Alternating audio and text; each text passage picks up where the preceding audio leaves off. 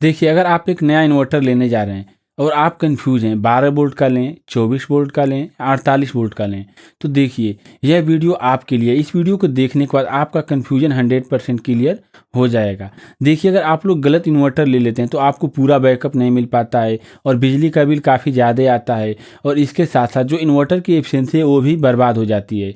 आज इस वीडियो में हम आप लोगों को सिंपल तरीके से समझाएंगे कि आपके यूज के हिसाब से आप लोगों को कौन सा इन्वर्टर लेना चाहिए और क्यों।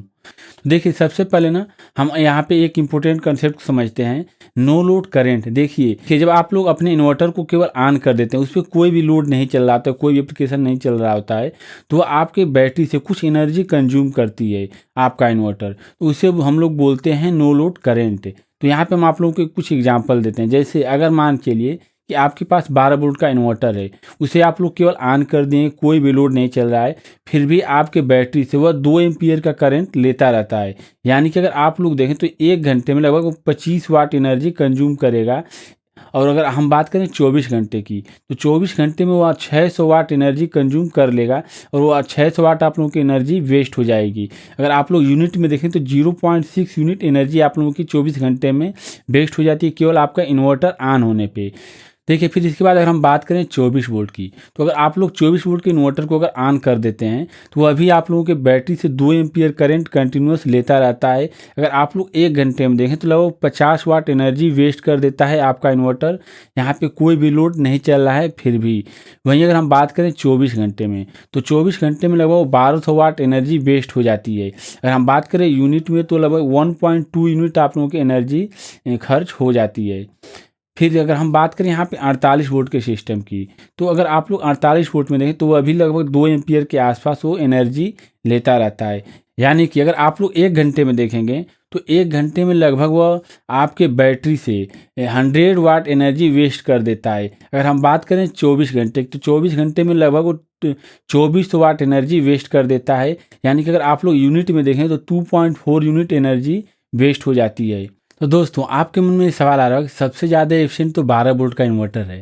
तो देखिए, ऐसा बिल्कुल भी नहीं है। देखिए, यहाँ पे एफिशिएंसी डिपेंड करता है कि जो आपके इन्वर्टर का फुल लोड चलाने की जो कैपेसिटी है, उसमें आप लोग उसके कितने % यूज कर रहे हैं।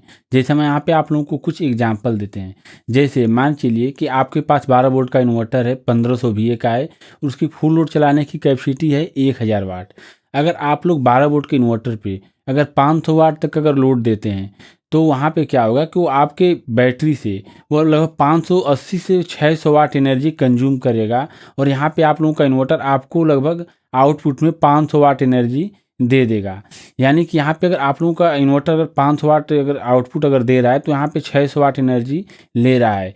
लेकिन वहीं अगर आप लोग उसी 12 वोल्ट के इन्वर्टर पर अगर फुल कैपेसिटी में यूज करते हैं, जैसे मान लीजिए कि आप लोग 1000 वाट का एनर्जी उससे निकाल रहे हैं, अपने इन्वर्टर से ले रहे हैं आउटपुट, तो यहाँ पे आपके बैटरी से वो लगभग 1200 वाट एनर्जी नहीं लेगा, वो लगभग 1525 वाट या 1500 वाट एनर्जी कंज्यूम करेगा। यानी कि यहाँ पे जो एफिशिएंसी है वो सही नहीं रह जाती है। तो यहाँ पे क्या करना पड़ता है हम लोगों को, अगर हम लोगों को जैसे देखिए एफिशिएंसी कम मिलती है, सबसे पहले ये जान लेते हैं। अगर जो आपकी जो इन्वर्टर है, जितना उसके लोड चलाने की फुल कैपेसिटी है, अगर उसके 50% या उससे अगर कम हम लोग अगर यूज करते हैं लोड को, तो वहाँ पे वो एफिशिएंट होता है और बराबर एफिशिएंसी मिलती है, और वो सही तरीके से हम लोग उसका यूज कर पाते हैं और लंबा बैकअप मिलता है, और वहाँ पे हम लोग का ज़्यादा एनर्जी लॉस नहीं होता है। देखिए, जब हम लोग अपने इन्वर्टर के जो कैपेसिटी है उसके 50% से जब अधिक हम लोग यूज करते हैं, तो वहाँ पे जो ट्रांसफार्मर है वहाँ पे ज़्यादा हीट होता है, और ज़्यादा करंट फ्लो होने के कारण तो यहाँ पे जो हम लोग की एनर्जी है वो ज़्यादातर हीट में लॉस हो जाती है।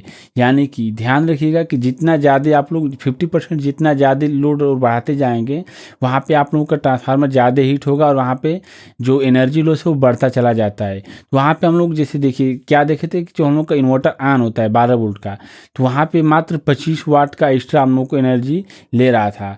लेकिन जब हम लोग यहाँ पे अगर 1000 वाट का जब लोड डाल दे रहे हैं अपने इन्वर्टर पे 12 वोल्ट के, तो वहाँ पे लगभग 300 वाट एक्स्ट्रा एनर्जी ले रहा है। जैसे 1200 वाट इसे लेना चाहिए 1000 वाट पे, लेकिन ये 1500 वाट एनर्जी ले रहा है आपके बैटरी से, यानी कि 300 वाट एक्स्ट्रा चला जा रहा है।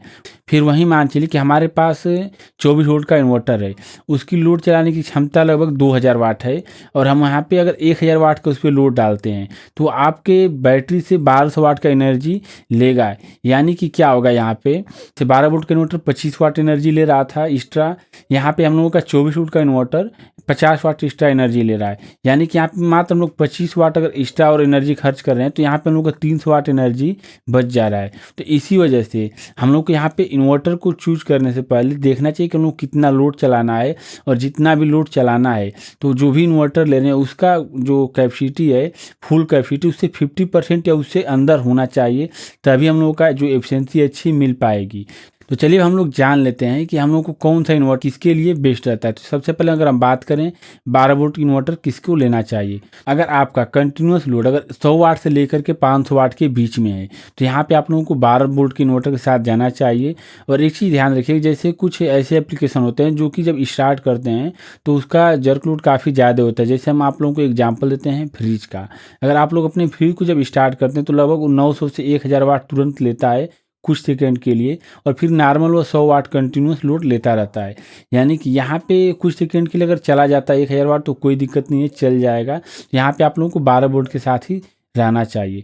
तो देखिए आपके मन में सवाल आ रहा होगा कि हम लोग अगर एक बैटरी को लगाते हैं 12 वोल्ट के इन्वर्टर पे, तो हम लोग को यहाँ पे पूरा बैकअप नहीं मिल पाता है, जल्दी से बैटरी डिस्चार्ज हो जाती है। तो देखिए यहाँ पे आप लोगों को क्या करना चाहिए, इन्वर्टर लेते समय ध्यान रखना चाहिए। अगर आप लोग सोलर इन्वर्टर ले रहे हैं तो कुछ ऐसे इन्वर्टर आते हैं जो यहाँ पे 40 से 50 एम्पीयर तक चार्जिंग सपोर्ट करते हैं। तो अगर आप लोग 40 से 50 एम्पीयर तक अगर चार्जिंग सपोर्ट वाला अगर इन्वर्टर लेते हैं तो यहाँ पे 12 वोल्ट की बैटरी को पैरेलल करके यूज कर सकते हैं। अगर मान चलिए अगर 200 एच की अगर एक बैटरी है, तो अगर आप लोग वहाँ पे 200 एच की अगर दो बैटरी को अगर पैरेलल कर लेते हैं तो जो यहाँ पे एनर्जी लॉस है, तो अगर मान चलिए अगर 24 घंटे ऑन करते हैं तो यहाँ पे 600 वाट एनर्जी लॉस होता है। तो अगर दो बैटरी रहेगी तभी यहाँ पे 600 वाट ही एनर्जी लॉस होगा, लेकिन जो दूसरे बैटरी की जो एनर्जी है पूरा फुल आप लोगों को यूज करने के लिए मिलेगा। यानी कि अगर आप लोगों को बैकअप कम लग रहा है, तो यहाँ पे अगर लोड अगर आपका कम है, जैसे 500 वाट तक ही लोड है, तो यहाँ पे 12 वोल्ट में आप लोग दो बैटरी पैरेलल करके यूज कर सकते हैं।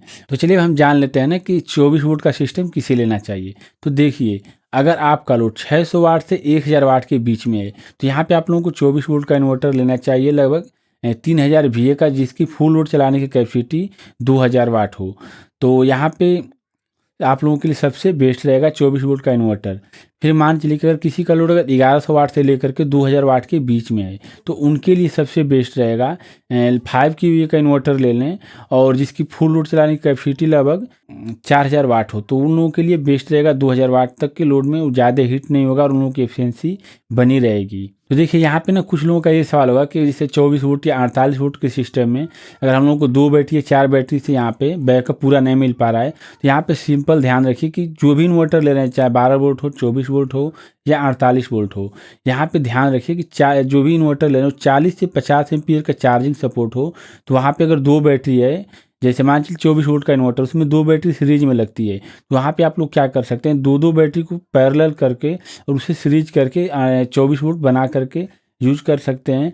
वो भी काफ़ी लंबा बैकअप आप लोगों को दे सकती है। उसी प्रकार आप लोग 48 वोल्ट में भी बना सकते हैं। अगर आपका लोड अगर 100 वाट से 500 वाट के बीच में है, तो यहाँ पे आप लोगों को 12 वोल्ट का इन्वर्टर यूज करना बेस्ट रहेगा, सबसे ज़्यादा एफिशिएंट रहेगा।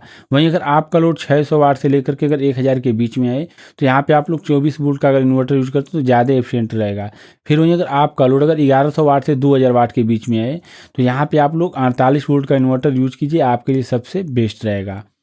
तो देखिए हम इस वीडियो में आप लोगों को सिंपल तरीके से समझाने की कोशिश की है। दोस्तों अगर इसके बाद अगर कोई कन्फ्यूजन रह जाता है तो आप लोग बेझिझक कमेंट में पूछ सकते हैं, हम उसका जरूर जवाब देंगे। अगर आप लोगों को यह वीडियो हेल्पफुल लगा तो इस वीडियो को लाइक कर दीजिए और साथ में चैनल को सब्सक्राइब कर लीजिए।